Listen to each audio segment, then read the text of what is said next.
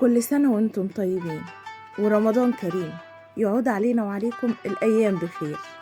رمضان دلوقتي شهر عبادة، بس في العصر الفاطمي كان عبادة وفرح واحتفال دولة كاملة، شوارع منورة، موائد مفتوحة وحلو في كل حتة. بس قبل ما نبدأ ما يحلى الكلام إلا بذكر النبي عليه الصلاة والسلام، وما تنسونيش في اللايك والشير والسبسكرايب. والنهاردة هنحكي عن رمضان في العصر الفاطمي لما الصيام بقى مهرجان. رمضان ما كانش بيجي بهدوء، كان بيجي بهدوء بموكب رسمي وإعلان من الدولة.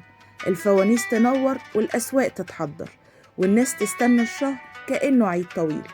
رمضان كان مناسبة الدولة بتحضر لها قبلها بأسابيع. القاهرة الفاطمية في رمضان كانت مدينة تانية، فوانيس، مشاعل وشوارع منورة. الفانوس ما كانش لعبة أطفال، كان وسيلة للنور ورمز للفرح. ومن هنا بدأ ارتباط الفانوس برمضان لحد النهاردة. وحكايته إنه لما وصل الخليفة المعز لدين الله الفاطمي للقاهرة في 5 رمضان سنة 358 هجرية، خرج المصريين لاستقباله بالليل شايلين فوانيس ومشاعل لإضاءة الطريق. ومن هنا بدأت عادة استخدام الفوانيس في رمضان. موائد الرحمن، الفاطميين أول ناس تقريبا نظموا موائد عامة وضخمة، موائد في الشوارع للناس كلها، غني وفقير، أكل وحلو وشرب. رمضان عندهم كان شهر تكافل قبل ما يكون شهر أكل. بعد الفطار القاهرة ما تنامش، سهر وذكر ومجالس وحكايات.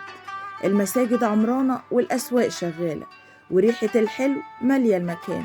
رمضان كان حياة كاملة مش مجرد نهار صيام.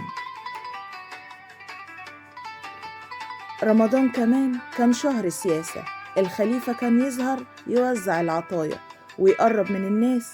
شهر واحد يجمع العبادة والحكم في صورة واحدة. علشان كده رمضان في مصر له طعم مختلف، مش صدفة، ده ميراث من العصر الفاطمي. ودي كانت حكاية شهر رمضان من المشربية.